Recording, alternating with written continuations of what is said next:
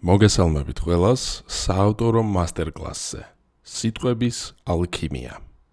ამ მასტერკლასში ვისაუბრებთ სიტყვების ძალის შესახებ. ვისაუბრებთ იმაზე, თუ როგორ შეიძლება ხელს გვიშლიდნენ ჩვენივე სიტყვები და რა თქმა უნდა ვისწავლით იმას, თუ როგორ გავთავისუფლდეთ მათი ზეგავლენისგან. სიტყვა არის უდიდესი ძალა. ინსტრუმენტი და იარაღი, რომელსაც აქვს როგორც განკურნების, აგრეთვე დანგრევისა და მოსპობის უნარი. თავად ღმერთმა სამყაროს შექმნა დაიწყო სწორედ სიტყვით. და საბამიდან იყო სიტყვა და სიტყვა იყო ღმერთთან და ღმერთი იყო სიტყვა. ალბათ გეცნობათ ეს სიტყვები, ხომ? ეს ფორმულა არის უნივერსალური და მას ვხვდებით არა მხოლოდ ქრისტიანობაში, არამედ რელიგიათა და მითოლოგიების უმრავლესობაში. თითქმის ყველგან ჩვენ ვაწყდებით უმაღლეს ღვთაებებს, რომლებიც ძირითადად არიან დაკავშირებული სწორედ მეტყველებასა და კომუნიკაციასთან. ანუ მარტივად რო ვთქვათ, კულტების, რელიგიების, სწავლებებისა თუ სხვადასხვა პანთეონების წვერვალში ყოველთვის ისხდნენ ისეთი ღმერთები, რომლებიც იყვნენ დაკავშირებული კომუნიკაციის და მეტყველების უნარებთან, როგორებიც იყვნენ ოდინი, თოტი, დაჰუტი, მერკური, ჰერმესი და სხვანი. ანუ წარმოგიდგენია, რამდენად მნიშვნელოვანია სიტყვა? ამ სამყაროში, ბუნებაშიც და საზოგადოებაშიც ამა თუ იმ არსებათა გონიერებაც სწორედ კომუნიკაციისა და კონკრეტულად ვერბალური, სიტყვიერი კომუნიკაციის უნარით განისაზღვრება, ხომ? ცხადია, კომუნიკაციასა და სიტყვაში ბრწყალებში ვთქვათ, გადის რაღაცის დაწერაც, თუმცა განსაკუთრებით მნიშვნელოვანია სიტყვები წარმოთქმული ხმა-მაღლა.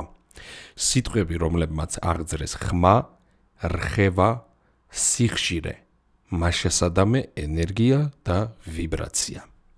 ამ ყველაფერს იმისთვის საუბრობ, რომ სწორად დაგანახო და მიგახვედრო, თუ რამდენად მნიშვნელოვანია სიტყვა და რამხელა ძალა შეიძლება ჰქონდეს თითოეულ შენს მიერ წარმოთქმულ სიტყვას, წინადადებას თუ ბგერას, რომელსაც გააჟღერებ ამ სამყაროში. მაშასადამე, სამყაროში ყველაფერი ვიბრირებს. თავად ის არის ერთი დიდი ვიბრაციების, სიხშირეებისა და რხევების ერთობლიობა. ამაზე გვესაუბრება როგორც ეზოთერიკა და ოკულტიზმი, აგრეთვე ფიზიკა, კვანტური ფიზიკა და მექანიკა. ამ სამყაროში ენერგია არ იკარგება უგზო-უკლოდ. შეუძლებელია მისი დაშლა, გაქრობა, განადგურება ან წაშლა. შესაძლებელია მხოლოდ მისი გარდაქმნა. მართალია ენერგიის მუდმივობის შესახებ მაგია და ეზოთერიკა აქტიურად გვესაუბრება და გვესაუბრებოდა ათასობით საუკუნის წინ, თუმცა ზემოთხსენებული სიტყვები ეკუთვნის ნიუტონს. ეს ერთ-ერთი ნიუტონის კანონია, რომელიც ალბათ ყველას გაქვთ ნასწავლი. უბრალოდ შეიძლება ზოგიერთებს აღარ ახსოვდეთ, ან შეიძლება უბრალოდ ყოველდღიურობაში ესე ვერ ვიხსენებდეთ მას, ან ვერ ვხვდებოდეთ, რამდენად მნიშვნელოვანი კანონია ეს სინამდვილეში. ძირითადად, როდესაც ფიზიკის კანონებს უყურებთ ხოლმე, ჩვეულებრივ შემთხვევაში გგონია, რომ ეს უბრალოდ რაღაც ფორმულებია ქაღალდზე. ამ დროს სწორედ ამ კანონების მეშვეობით შეგვიძლია შევიცნოთ სამყარო და გავიგოთ მისი მოქმედების მექანიზმი. ანალოგიურად მნიშვნელოვანია შემდეგი კანონი. ქმედებას ყოველთვის აქვს ტოლი და საწინააღმდეგო უკუქმედება. მარტივად რომ აგიხსნა, რას ნიშნავს ეს კანონი. ეს კანონი გულისხმობს შემდეგს, რომ თუ შენ აიღებ ქვას და პირობითად ესვრი მას კედელს, დიდი ალბათობით საწინააღმდეგო უკუქმედება იქნება აღძრული, შესაბამისად ეს ქვა, ასე ვთქვათ, უკან გამოექანება შენსკენ. ანალოგიურად თუ დავუშვათ, მოვკიდებთ ხელს ქანქარას და მას ჩავუშვებთ, ის შემდგომ, როდესაც ჩავარდება, დაბრუნდება ისევ ზემოთ და დიდი ალბათობით დაგვეჯახება ჩვენ. ზუსტად ანალოგიურად მოქმედებს ენერგეტიკული სამყაროც. სხვადასხვა ენერგიები, მათი მიმოცვლის პროცესები, მაგიური პრაქტიკები და ყველაფერი მსგავსი. ანუ რას გულისხმობს ეს ყველაფერი? როდესაც ჩვენ აღვძრავთ გარკვეულ ქმედებას, სამყაროსგან აუცილებლად წამოვა საპასუხო უკუქმედება. რაც გულისხმობს იმას, რომ თუ ჩვენ აღვძარით უარყოფითი ენერგია, ეს რხევა ისევ საბოლოო ჯამში აუცილებლად დაბრუნდება ჩვენთან და ზეგავლენას მოახდენს ისევ და ისევ ამ რხევის აღმძვრელზე. ვფიქრობ, მარტივია მისახვედრად ეს ყველაფერი და დიდი ალბათობით არ გაგიჭირდებათ ახლა უკვე იმის გაგება, თუ რატოა მნიშვნელოვანი ზემოხსენებული კანონი. ქმედებას ყოველთვის აქვს ტოლი და საწინააღმდეგო უკუქმედება. ხაზი მინდა გავუსვა, რომ ყოველთვის და არა ხანდახან. არც ნიუტონს დაუწერია, რომ ქმედებას ხანდახან აქვს უკუქმედება და არც დაუშვათ კარმა თუ სამსარას ბორბალი თუ სხვადასხვა სწავლებები გვესაუბრება იმაზე, რომ ხანდახან არის ხოლმე უკუქმედება და ესეთი პასუხი სამყაროსგან. პასუხი არის აბსოლუტურად ყოველთვის, უბრალოდ მისი განცდა არის შესაძლებელი გამომდინარე იქიდან, თუ რამდენად მძაფრი იყო ქმედება, რომელიც შენაღძარი, ან რამდენად ხშირად გამოიწვია და რამდენად ბევრჯერ გაიმეორე, ესე ვთქვათ, ესა თუ ის რხევა. შესაბამისად, თუ ძალიან ბევრჯერ გააკეთე ერთი და იგივე, რა თქმა უნდა, უფრო დიდ ვიბრაციას აღძრავ და მე ბოლოს უფრო მძაფრად იგრძნობ ამ ყველაფერს. დაუბრუნდები საკითხს, მაშსადამე, ქმედებას ყოველთვის აქვს ტოლი და საწინააღმდეგო უკუქმედება. აქედან გამომდინარე, როდესაც რაღაცას იტყვი, ყოველთვის უნდა გახსოვდეს, რომ თითოეული შენს მიერ წარმოთქმული წინადადება, გაჟღერებული სიტყვა თუ გამოცემული ბგერა არის ვიბრაცია. გარდა იმისა, რომ სიტყვებსა და ბგერებს თავისთავად აქვთ მნიშვნელობა, ძალა, სიხშირეები, განსაკუთრებით საფრთხილოა სიტყვები გაჯერებული და დამუხტული ენერგიით, რაც ცხადია ხდება მათი ემოციურად წარმოთქმის შემთხვევაში. აი, გაიხსენე, რამდენჯერ გითქვამს რაღაც ცხელგულზე. რამდენჯერ შეგიგინებია საჭესთან, დაგიწყევლია პიროვნება, გაგიკრიტიკებია ვიღაც, განგიკითხავს, გილანძღია, ან უბრალოდ აუგად მოგიხსენებია. და მერე გინანია ეს ყველაფერი. გიფიქრია, რომ იქნებ უკეთესი იყო, რომ არ მეთქვან, რატო ვთქვი, მე ხო არ ვარ ესეთი. რამდენჯერ გითქვამს სიტყვები დაუფიქრებლად. ისეთი სიტყვები, რომლებსაც აქვთ უარყოფითი ენერგია. მაგალითად ზიზღი, ნაგავი, დამპალი, ბოროტი, სიკვდილი, უბედურება, ჭირი, ჯანდაბა და უამრავი სხვა მსგავსი. ან იქნებ გიმღერია ისეთი სიმღერა, რომელსაც სინამდვილეში უარყოფითი ენერგია, ემოცია, ტექსტი და პროგრამა აქვს. მე მაგალითად მქონია ესეთი მომენტი, რომ რაღაც სიმღერა ამეკვია და მღერი ვღიღინებ ჩემთვის და მე უცებ დავფიქრდი, რომ რას მღერი. ეს მუსიკოსი, მომღერალი, გერმანულ ენაზე მღერის, რომელიც მე არ მესმის კარგად, რაღაც სიტყვებს კი ვიგებ, მაგრამ როგორც ასეთი გერმანულის მცოდნე არ ვარ და მოდი მეთქი ვნახავ, აბა რას მღერის, რა უნდა ამ კაცს. იმიტომ რომ აშკარად ეს სიმღერა მოქმედებს ჩემზე ცუდად. მიუხედავად იმისა, რომ ძალიან სასიამოვნო მელოდია აქვს, ძალიან სასიამოვნო შესრულება აქვს, აი არ ვიცი, რაღაცა მემართებოდა რა, ერთ სიტყვით, ძალიან ნეგატიურ განწყობაზე ვდგებოდი და არ მესმოდა რატომ. დავძებნე ტექსტი, გადავთარგმნე ეს ტექსტი და თურმე რაღაც უბედურებაზე მღერის. დამთრგუნველი სიმღერა იყო რაღაც სიკვდილზე, ტრაგედიებზე და მეთქი ახლა გასაგებია რატომაც დავითრგუნე ესე ძალიან და მომესპო განწყობა და ასე შემდეგ. კი, მართალია, რაზეც ავტორი მღეროდა ეს ყველაფერი არ მქონია მე გამოვლილი ესე თქვა ცხოვრებაში არ გადამხდენია, მაგრამ როდესაც ამას იმეორებ, თან საინტერესო ის არის, რომ ყველაზე ესეთი ტრაგიკული მომენტები მაინც და მაინც მის ამღერში იყო, რომელსაც ზუსტადაც რომ აკვიატება ახასიათებს, ხომ? და მე როდესაც ამას იმეორებ ესე რეპეტიტულად მღერი როგორც ლოცვას ან მანტრას, ფაქტობრივად იზიდავ ამ ყველაფერს. შეიძლება ეს ყველაფერი შენ ცხოვრებაში არ მოხდეს, შეიძლება კი დიდი ალბათობით არც მოხდება ზუსტად ამ ფორმით, მაგრამ ამ დროს ხომ იმ სევდის, იმ დარდის თუ ბოროტების თუ რა ენერგიაც იქნება, იმ ენერგიის გამტარი ხდები. ეს ყველაფერი ხომ გაატარა შენს ფსიქიკაში, შენს ქვეცნობიერში, არაცნობიერში, გულში და დაიმუხტე. აი ამ ენერგიით. და ეხლა წარმოიდგინე, რამდენი ისეთი სიტყვა, რამდენი წინადადება, რამდენი სიმღერა, ლექსი თუ 1000 სხვა რამ არსებობს, რაც წარმოგვითქვამს და არც კი გვახსოვს.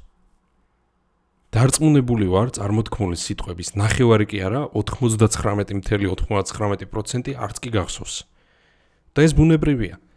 მით უმეტეს, რომ უხეში, დამცინავი, კრიტიკული და პესიმისტური საუბარი, რეპლიკების შესაბამისი და გამოთქმები ქართველებს ხშირად გვჩვევია.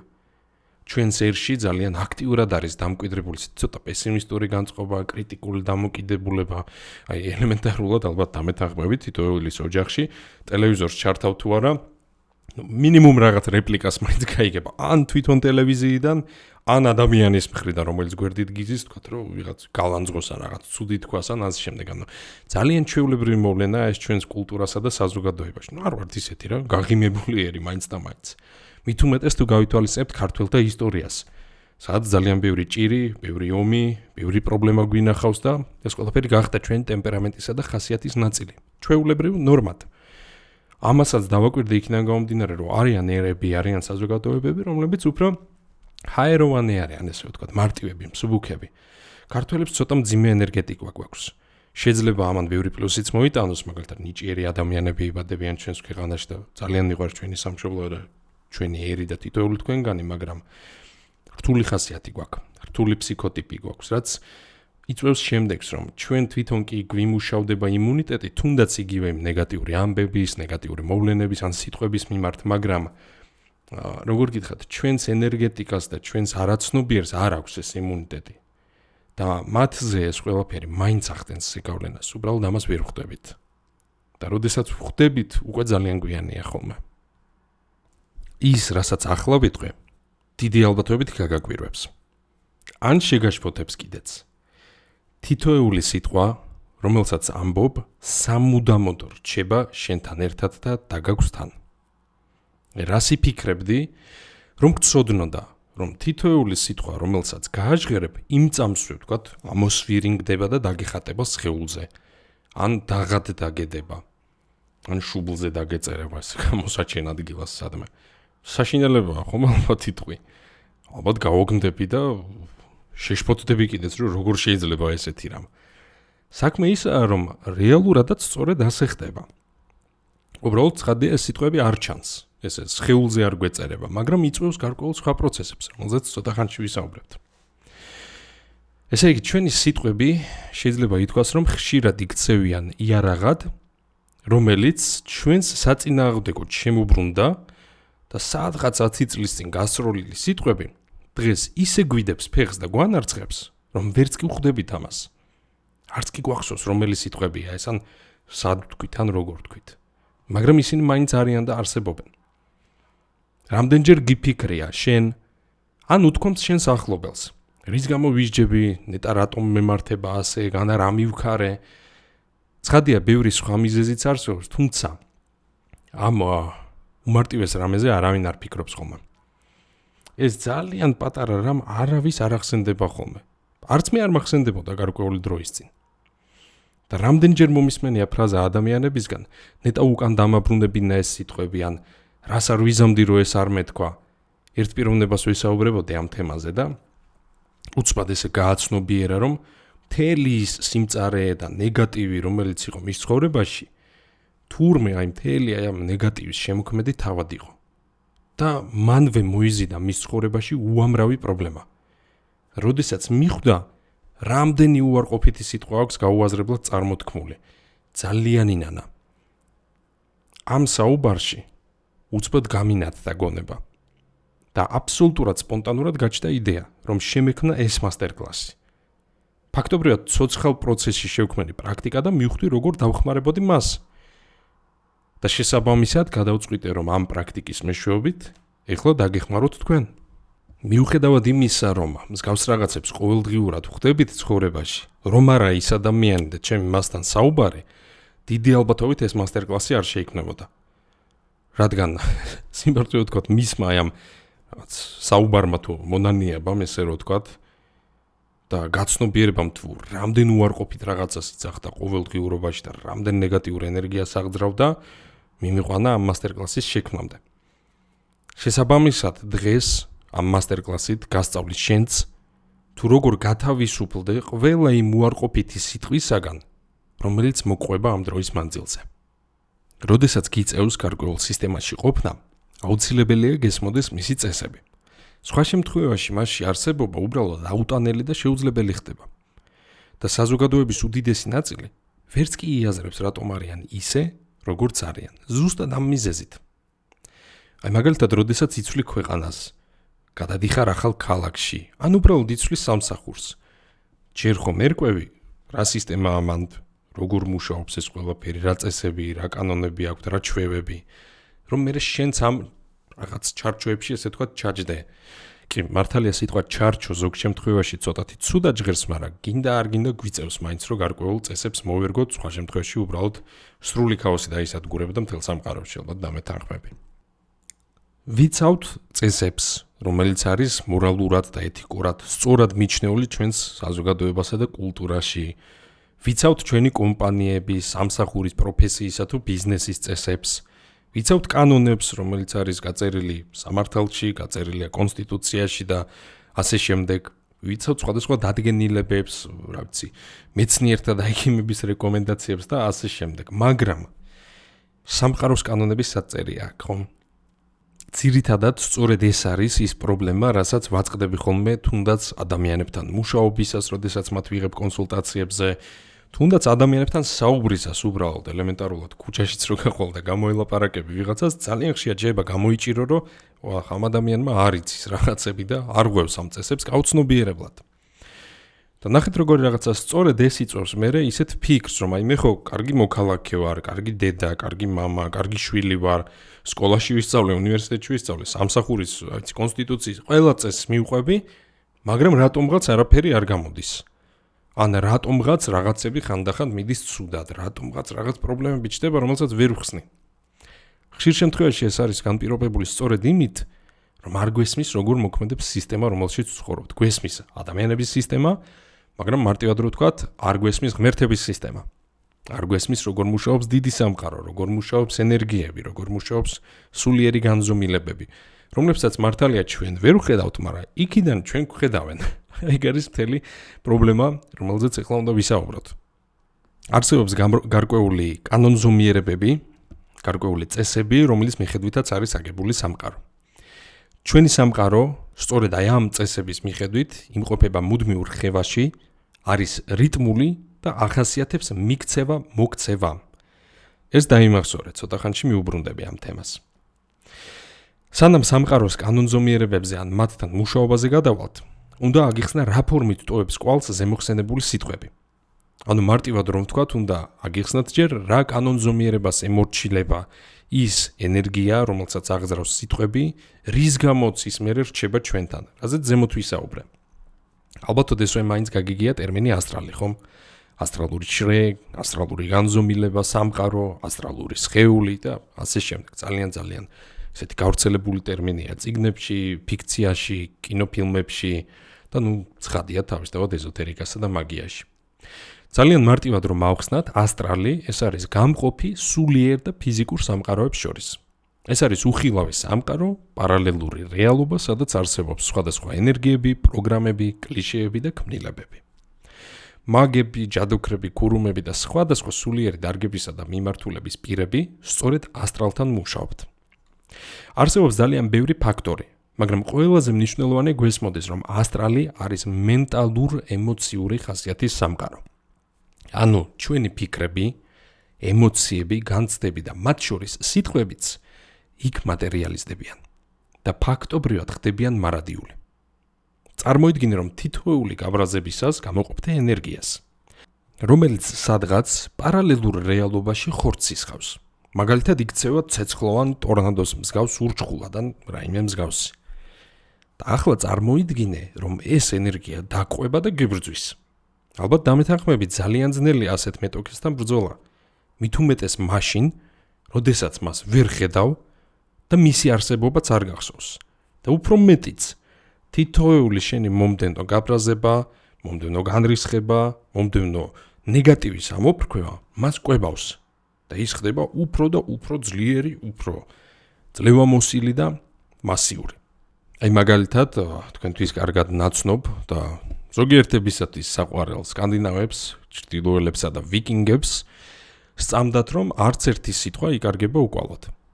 ამიტომ მათ კულტურაში ძალიან მნიშვნელოვანი როლი ეკავა სიტყვების მოზომვას და ფრთხილად გაჟღერებას. რასაც ერთხელ იტყოდი, უკან ვერ წაიღებდი. ვერ გააუქმებდი, წაშლიდი, ჩამორეცხავდი, ან უბრალოდ იტყოდი, რა ვიხუმრე კაცო, რა მოგივიდა.